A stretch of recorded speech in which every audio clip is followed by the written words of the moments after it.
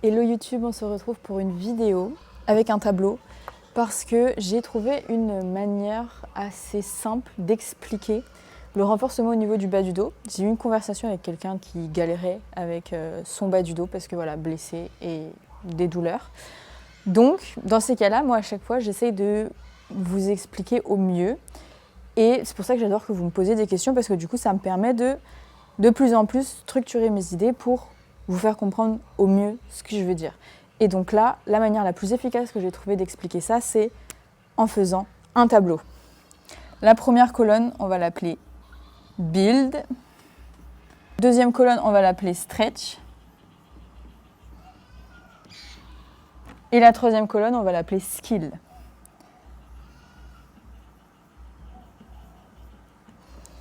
Ça, c'est les trois catégories qu'il te faut pour renforcer ton bas du dos et en finir avec les douleurs au niveau du bas du dos. La première colonne, c'est la plus importante. C'est grâce à cette première colonne-là que tu vas te débarrasser pour toujours de tes problèmes au niveau du bas du dos. Sans cette colonne-là, tu ne peux pas te débarrasser durablement de tes douleurs au niveau du bas du dos parce que tu n'as rien construit. Là, ton bas du dos, il est sensible, tu as mal tout simplement parce que ces structures ne sont pas encore adaptées. Il est trop faible.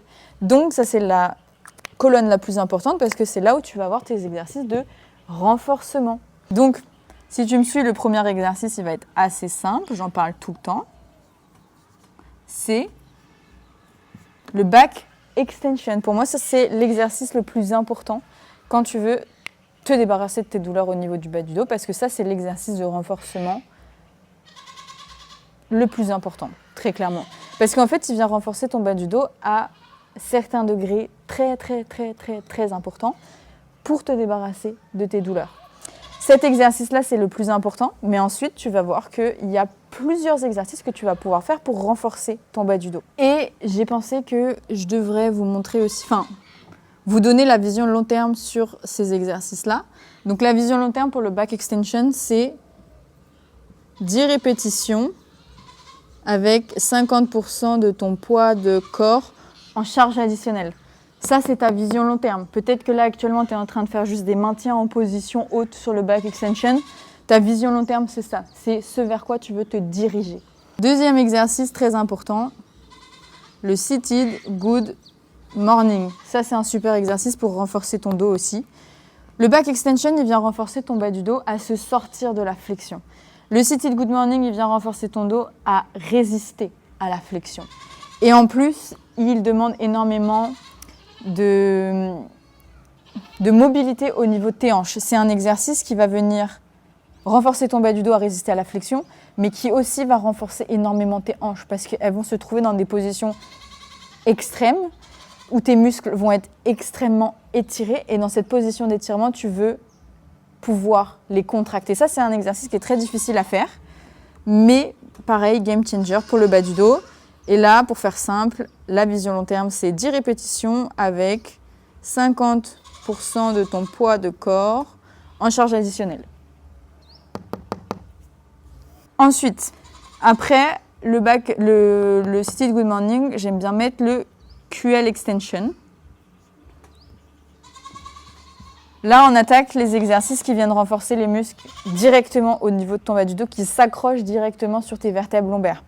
QL Extension, c'est Quadratus Lumborum, un truc comme ça en latin. C'est ton carré des lombes. Tu viens étirer et renforcer ton carré des lombes. Donc, exercice super important. Et la vision long terme, c'est, allez, on va faire simple, 10 reps avec 25% de ton poids de corps en charge additionnelle. Après le QL Extension, on a le ATG Split Squat. Un de mes exos favoris, celui-ci. Il a beaucoup de bénéfices. Vraiment, c'est un super investissement si tu veux le rajouter à tes entraînements. Il est génial pour le bas du dos, il est génial pour les genoux. Trop de bénéfices pour ne pas faire de ATG Split Squat. Donc celui-ci, le but principal là, pour le bas du dos, ça va être le bénéfice de la jambe arrière. Ta jambe arrière sur le ATG Split Squat, elle est tendue. Tu viens vraiment étirer tes fléchisseurs de hanches, donc particulièrement le psoas. Et le psoas, il est en position d'étirement, mais il doit être actif parce qu'en fait, tu as le genou arrière qui ne touche pas le sol. Donc, c'est étirement, mais actif. Et là, la vision long terme, on est à, je crois, 8 répétitions avec 25% de ton poids de corps en charge additionnelle par main. Donc, au total, ça fait 50%. Mais là, on parle d'haltères, une dans chaque main.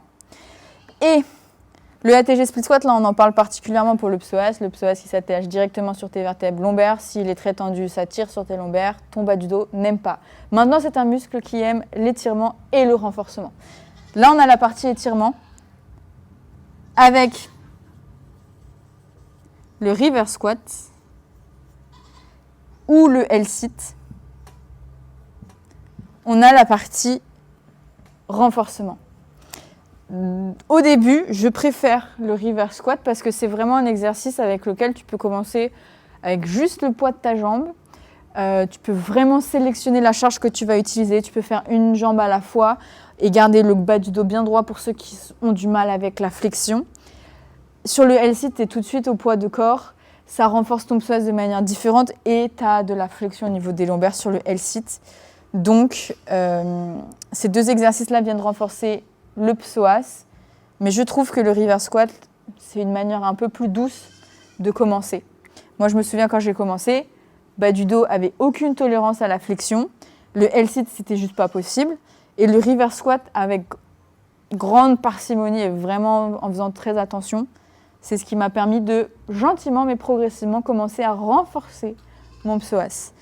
Et la vision long terme, sur le L-sit, c'est 20 secondes où tu arrives à tenir jambes tendues en prenant appui du sol. Bon, c'est vraiment très difficile, hein, mais c'est un très bon standard à viser. Et sur le reverse squat, la vision long terme, c'est avec tes deux jambes, arriver à faire 20 reps avec 50% de ton poids de corps en charge additionnelle à la poulie. Ça, c'est un standard qui va varier en fonction des poulies. Il y a des poulies à plus de 5 kg, c'est même pas possible de bouger les poids. Ça dépend de la résistance de la poulie. Donc, avec ces exercices-là, tu as déjà quand même une très grande... tu as une super bonne approche pour commencer à vraiment renforcer ton bas du dos. Rien qu'avec ça, tu vas vraiment te construire une sangle abdominale qui est vraiment très solide, spécialement avec le back extension, curl extension et le reverse squat et le ATG split squat pour étirer. Mais vraiment avec cela-là, ça là, il te crée une sangle abdominale, mais alors extrêmement forte. Donc vraiment, ça c'est super. Et ensuite, là, les exercices qui me viennent pour rajouter, mais plus dans un second temps, je mettrai le RDL et le Jefferson curl, mais dans un second temps. Dans un second temps, tout simplement parce que, voilà, bon, le RDL, ça va dépendre des gens. Dans un second temps, surtout pour le Jefferson curl, parce que, tu te souviens, le back extension, tu t'es dit que c'est un super exercice pour apprendre à ton dos à embrasser la flexion et se sortir de la flexion. Le Jefferson curl, en réalité, tu fais la même chose. Tu apprends à ton dos à embrasser la flexion et te sortir de la flexion. Par contre, le degré de flexion que tu vas avoir sur le Jefferson curl est tout autre que sur le back extension. Sur le Jefferson curl, c'est vraiment une flexion extrême que tu as sur ce mouvement. C'est vraiment un mouvement qui est plus à dominance articulaire. Ça va vraiment solliciter des tout petits muscles au niveau de ta colonne pour pouvoir faire ce mouvement-là. Donc, celui-ci, il est game changer. Vraiment, par exemple, comme moi je te disais, j'avais une zéro tolérance à la flexion. Avec le Jefferson curl, c'est l'exercice qui a radicalement changé mon dos parce que tout le reste était bon, il me manquait que ça. Donc ça a changé mon dos. Ça l'a rendu 100 fois plus fort. Mais il faut vraiment savoir le doser, pas dans les premiers temps. Et on va passer au stretch parce que je vais te montrer une version plus facile pour commencer à habituer ton dos à la flexion que cet exercice-là. Même si, tu l'as compris, le roi, c'est celui-ci. C'est le back extension. Il t'apprend à embrasser, sortir de la flexion, commencer à construire de la force au niveau de ton bas du dos. Dans les stretch, On va avoir le couch stretch. Tu viens étirer tes fléchisseurs de hanche. Fléchisseurs de hanche, c'est un groupe de plusieurs muscles. Là, on vient mettre l'accent sur un muscle des fléchisseurs de hanche qui s'appelle le droit fémoral. Là, je te remets le ATG split squat, mais stretch. Donc là, tu viens juste maintenir la position basse. Là, on vient étirer les fléchisseurs de hanche en mettant l'accent sur le psoas. C'est pour ça que ces deux exercices-là, ils sont complémentaires. Les fléchisseurs de hanche, c'est un groupe de muscles. Avec ces deux-là, on met l'accent, on met l'emphase sur certains muscles. Donc c'est pour ça que je mets 2 exercices pour les fléchisseurs de hanche. Ensuite, on a... Donc ça, c'est pour devant. Donc sur le côté, pour le côté de la hanche, on a le pigeon stretch. Alors lui, il est génialissime. Ça soulage vraiment énormément des gens qui ont des douleurs au niveau du bas du dos. Mais justement, ces exercices-là, tu vas voir que quand tu les fais bien, ça peut te soulager énormément au niveau du bas du dos. Et il y a beaucoup de gens qui font l'erreur de se trouver coincés dans les stretches parce que ça fait du bien sur le moment.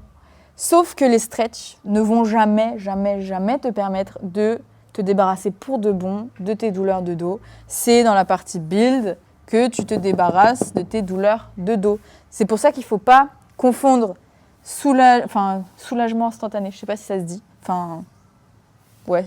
J'ai pas d'autres mots là tout de suite. L'effet court terme de se sentir mieux avec, sur le long terme, la construction. Et c'est ça qui va maintenir ton effet « je me sens bien » parce que ton dos est plus fort, tu lui as construit des capacités, il peut faire plus de choses. Donc le pigeon stretch, génialissime pour étirer l'extérieur de la hanche, mettant l'accent sur le piriforme qui est le muscle sur le passage du nerf sciatique. Et c'est pour ça que celui-là, généralement, il fait beaucoup de bien. En autre exercice, butterfly, on a le butterfly, donc les 2 premiers avant, le pigeon sur le côté, butterfly à l'intérieur des hanches, vient étirer, renforcer les adducteurs. Vraiment super cool comme exercice celui-ci. Et le dernier, c'est le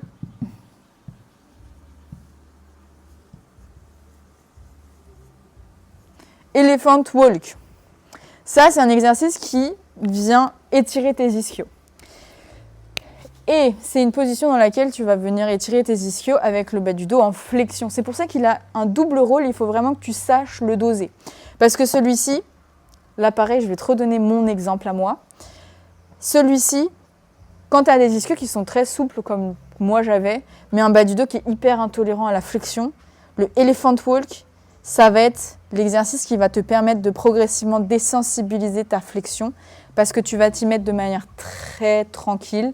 Tu vas t'assister de tes mains et ça, progressivement, ça va permettre à ton bas du dos de se réhabituer à faire de la flexion lombaire.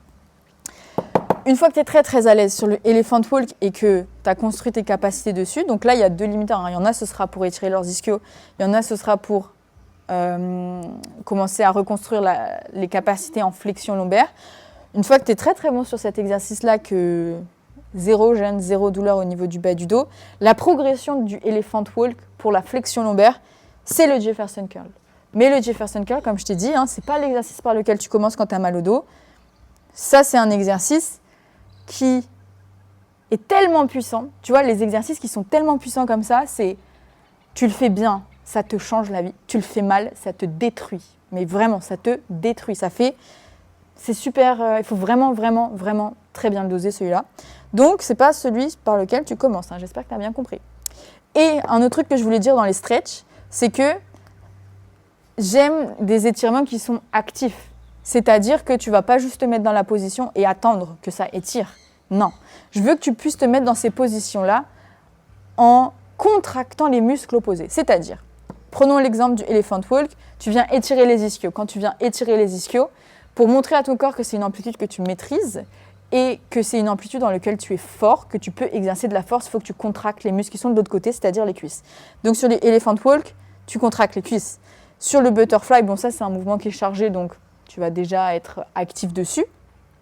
Pigeon Stretch, tu vas venir étirer quand tu vas te pencher vers ta jambe, donc ça étire au niveau de la fesse, et quand tu vas relever le buste, tu veux vraiment penser à contracter au niveau de la fesse. ATG split squat, tu contractes les fessiers parce que tu étires ce qu'il y a là, et sur le couch stretch, pareil, tu étires ce qu'il y a devant, donc tu contractes ce qu'il y a derrière. Très important, je veux que tu contractes. C'est des stretch actifs. Et dernier, sur le skill, c'était hyper intéressant parce qu'en plus, quand j'ai discuté avec la personne avec qui j'ai expliqué ça pour la première fois, elle m'a dit qu'elle avait des soucis au niveau du périnée, au niveau du plancher pelvien. Et clairement, tout est lié. Hein. Si tu as des soucis au niveau du périnée parce que juste tu l'as bousillé, elle m'a dit qu'elle l'avait bousillé avec le crossfit parce qu'en gros, elle ne savait pas gérer les pressions intra-abdominales, qu'elle n'avait pas ce skill, elle n'avait pas la compréhension de tout ça, comment ça fonctionne. Ça crée des soucis. Parce que très clairement, quand tu ne sais pas gérer les pressions par ici, quand tu dois soulever des charges qui sont lourdes, par exemple, ton bas du dos va prendre trop de contraintes comparé à ce qu'il devrait. Donc ici, il y a un exercice qui, vraiment, moi, quand je l'ai découvert, m'a changé la vie. C'est les exercices du McGill Big Three. Donc c'est plusieurs exercices à faire. Tu tapes ça sur internet, tu vas trouver ce que c'est. Et ça, c'est des exercices en fait où tu vas venir conscientiser comment activer, comment jouer sur les mécanismes de ta sangle abdominale avec la respiration et tout ça pour créer un maximum de tension, de pression intra-abdominale à utiliser dans certaines circonstances. C'est-à-dire que cet exercice-là, il est bien, mais il y a malheureusement parfois trop peu de nuances. Il y en a qui jurent que par ça, ils font que ça. Sauf que ça, c'est une technique qui s'utilise dans certains cas. Le McGill Big Three, c'est pour ça que je l'ai mis dans skill, c'est une compétence à acquérir. C'est quelque chose qui ne va pas se voir quand tu vas regarder une personne, mais que tu dois savoir faire parce que c'est indispensable. Quand tu vas venir soulever lourd, tu veux le moins de mouvements possible au niveau de ta sangle abdominale. Tu veux limiter tous les mouvements au niveau de tes vertèbres. C'est une des seules fois, une des seules fois. Tu as compris qu'ici, là, en tout cas par exemple sur le back extension, sur le Jefferson curl, ta colonne elle bouge, on la renforce en mouvement. Ça c'est super, il faut, vraiment c'est indispensable, il faut que tu la renforces comme ça. Par contre, il y a certains autres mouvements. Quand tu vas soulever très lourd sur du RDL, sur du seated good morning, sur des squats, sur des deadlifts, des mouvements où tu peux mettre très lourd, il faut que tu aies la compétence, il faut que tu comprennes comment utiliser ces mécanismes pour limiter un maximum les mouvements de ton dos, de tes vertèbres, parce que tu veux qu'elles soient immobiles et tu veux que ce soit les muscles qui soulèvent tout ça. Et ta sangle abdominale, il faut que tu la vois un peu comme une canette. Donc une canette comme ça, hop là, tac, tac, tac. Donc le bas de ta canette, c'est ton plancher pelvien. Le haut de ta canette, c'est ton diaphragme. Ce truc-là, je ne sais pas comment ça s'appelle, le tour là, de ta canette, c'est tout ça. C'est tes muscles de ta sangle abdominale, ton corps, CORE. Mais quand je dis ça, souvent les gens ils pensent à ce qu'il y a devant, les abdos et les muscles qui sont devant. Il y a énormément de muscles à l'arrière qu'il faut renforcer. C'est à 360. Hein. C'est vraiment 360. Et du coup, le McGill Big Three, il va t'apprendre à gérer les pressions dans la canette, à utiliser ta respiration, à pas pousser sur ton plancher pelvien. Il va t'apprendre à utiliser ta sangle abdominale. L'image que je donne souvent, c'est que quand tu viens faire des mouvements très lourds comme ça, tu veux que, ici tu visualises, enfin moi c'est comme ça que je le visualise, c'est un tronc d'arbre. Au plus gros ton tronc d'arbre est, au plus il sera costaud, robuste, et plus c'est une brindille, plus tu ne sais pas utiliser ce qu'il y a ici, plus il y a des chances que ça casse et que tu soulèves moins lourd et que ce soit moins efficient. Donc il faut vraiment que tu comprennes comment utiliser tout ça. Mais pour l'instant, là, je ne m'attarde pas dans les détails de ça parce que je n'ai pas encore trouvé la manière la plus efficace et la manière qui fait le plus sens de l'expliquer. Mais ce sera définitivement une vidéo extrêmement importante, donc il faut que je me penche dessus. Mais bon, voilà, tu as déjà du coup un bon aperçu. C'est assez simplifié, il y a toujours des nuances à apporter, ça va dépendre des contextes, des cas, etc. Tralali, tralala. Mais déjà là, avec ça, rien qu'avec ça, tu peux vraiment très, très, très bien t'en sortir au niveau de tes douleurs, de tes blessures au niveau du bas du dos. Ce que, par exemple, moi, quand j'allais chez le kiné, tu vois, je voyais pas le bout. Tu vois, j'avais pas de ligne directrice, je ne savais pas où j'allais. À part faire 150 extensions par jour et espérer que ça aille mieux. Je n'avais pas d'exercice de construction. Je viens de regarder que ça a coupé parce que j'ai plus de stockage sur mon iPhone. Je filme beaucoup trop.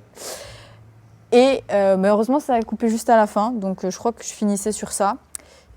Et du coup, c'est ça. Ce que j'espère te donner avec ça, c'est une vision un peu plus long terme pour que tu aies les compétences nécessaires, les connaissances. Parce qu'en fait, c'est ça le truc qui est déprimant, c'est que quand tu as mal au dos, tu ne sais juste pas quoi faire. Tu sais pas où aller. Tu peux mettre la meilleure volonté qui soit, aller 5 fois par semaine chez le kiné. À un moment donné, il faut que toi, tu comprennes les choses. Il faut que toi, tu prennes tes responsabilités.